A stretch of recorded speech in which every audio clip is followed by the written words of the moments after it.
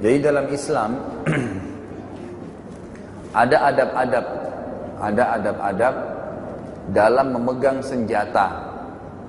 Baik itu senjata dari besi, pisau, pedang, ya, kapak, ataupun senjata yang kayak kita sekarang, ya, yang sudah canggih, seperti senapan, pistol, ya, itu semuanya sama saja hukumnya. Ada adabnya dalam memegang senjata-senjata ini. Di antara adabnya adalah tidak boleh dihadapkan kepada seseorang, ya, terutama kalau dia muslim.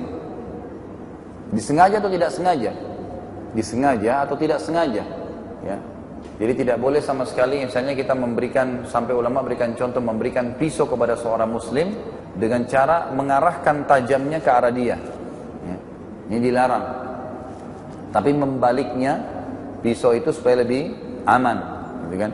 Sampai pernah ada seorang sahabat Nabi, ya, yang sedang jalan di pasar, kemudian pedang yang dia taruh di pinggangnya itu tidak ada penutupnya, tidak ada sabuknya. Maka kata Nabi SAW, sebaiknya salah seorang di antara kalian yang membuat sarung senjatanya agar dia tidak menyakiti atau mengarahkan kepada siapapun senjatanya, atau mengarahkan kepada siapapun senjatanya. Ini dilarang. Jadi dilarang, walaupun bercanda, ya, walaupun bercanda, senapankah atau pisau atau apa saja, sifatnya senjata tidak dibolehkan. Dan kita juga sudah tahu bersama-sama bahwasanya bukan hanya pada manusia, termasuk pada hewan, ya, sebagaimana Nabi SAW melarang di dalam banyak riwayat mengarahkan atau memperlihatkan senjata atau pisau yang akan dipakai potong kepada hewan kurban. Kepada hewan kurban dianjurkan untuk tidak diarahkan. Maka pisau itu pun, ya, disembunyikan terlebih dahulu pada saat sapi atau kambingnya sudah ditidurkan, baru langsung diletakkan di lehernya, kan gitu. Itu diantara adab-adabnya. Jadi tidak memperlihatkan senjata itu bukan cuma pada manusia, termasuk pada hewan, ya. Tapi ini masih dalam kategori kalau sifatnya umum. Kalau sifatnya khusus, seperti misalnya di medan perang, itu berbeda. Ya, di medan perang berbeda. Pada saat kita arahkan ke musuh itu tidak ada masalah di medan perang, karena memang saatnya pada saat itu. Sebagaimana Nabi SAW pernah berkata di perang Badr dalam sebuah riwayat yang sahih kepada para sahabat, ya, beliau henuskan pedang lalu beliau mengatakan, siapa yang akan memberikan haknya Allah dan Rasulnya di pedang ini? Lalu berkata seorang sahabat, ya Rasulullah, apa haknya Allah dan Rasulnya di pedang itu? Apa haknya Allah dan Rasulnya di pedang itu? Lalu kata Nabi SAW, ya, engkau mengambilnya dan menghantamkannya ke musuhmu sampai bengkok.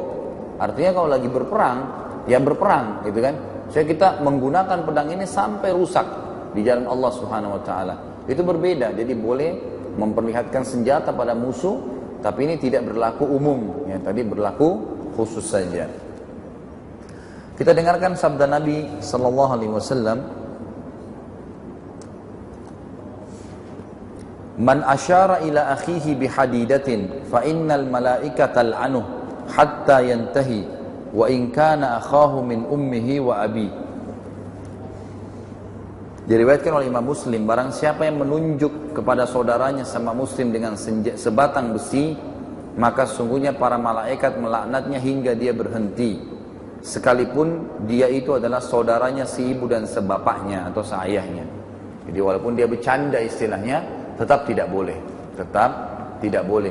Apalagi kalau sampai senjata tajam dilemparkan pada saat dia minta misalnya. Ya, ini harus hati-hati, adabnya dalam syar'i tidak boleh. Misal anak kita meminta pisau untuk potong mangga misalnya, nggak boleh pisau itu dilemparin ke dia, dengan walaupun dilempar ke lantai. Nah kadang-kadang ada ibu-ibu kena buru-buru main dilempar aja, itu nggak boleh. Ini bagian dari dosa besar, ya. Jadi sebaiknya diberikan kepada dia, ya, diberikan kepada dia, Allahu a'lam. Kemudian mereka melihat bagaimana kambing itu disembelih oleh ayahnya tanpa ayahnya jelaskan, tanpa memberikan penjelasan bahwasanya ini penyembelihan hewan. Ini disunnahkan, ini diperintahkan, tapi tidak boleh dilakukan pada manusia. Ternyata setelah ayahnya pergi memasak, mengambil kambing itu membawa ke dapur, dibantu oleh istrinya, itu kedua adik kakak ini main-main dengan pisau itu, dan kakaknya ya melakukan hal yang sama yang ayahnya lakukan di kambing pada adiknya. Akhirnya adiknya mati. Si kakak ini nggak tahu, dia anak kecil, dia nggak tahu pelanggaran itu. Waktu ayahnya datang, ayahnya tiba-tiba marah. Si anak laki-laki ini karena ketakutan, dia keluar dari rumah, lari ke jalan raya, ditabrak dengan mobil. Akhirnya anak itu pun meninggal dunia. Gitu kan? Akhirnya keduanya orang tuanya jadi serba salah, harus melakukan apa nih sekarang? Nah, makanya ini salah satu contoh bahayanya tentang senjata tajam itu. Jadi tidak boleh disalahgunakan. Jadi kata ulama, biasanya larangan Nabi SAW datang dalam bentuk hal yang sederhana seperti ini, tidak boleh mengisyaratkan. Itu agar jangan terjerumus pada hal yang lebih jauh. Seperti contoh tadi, adik kakak itu misalnya kan gitu. Jadi dari hal yang kecil seperti zina, Allah SWT mengatakan la taqrabu zina. Jangan dekatin tahapan zina itu, ya, supaya tidak berzina, gitu kan? Jadi Allah SWT selalu mengingatkan terlebih dahulu agar jangan kita menjadi terjerumus pada hal yang lebih besar lagi, Allahu a'lam.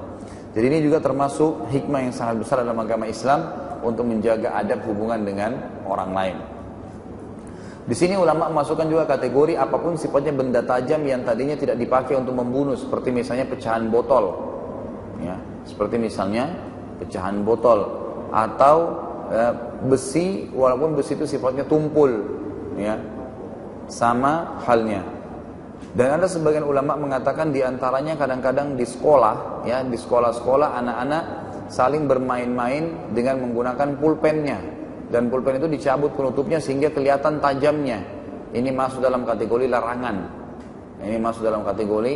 Jadi ini hal-hal yang kecil kadang-kadang terjadi tapi tidak banyak diperhatikan oleh kaum muslimin.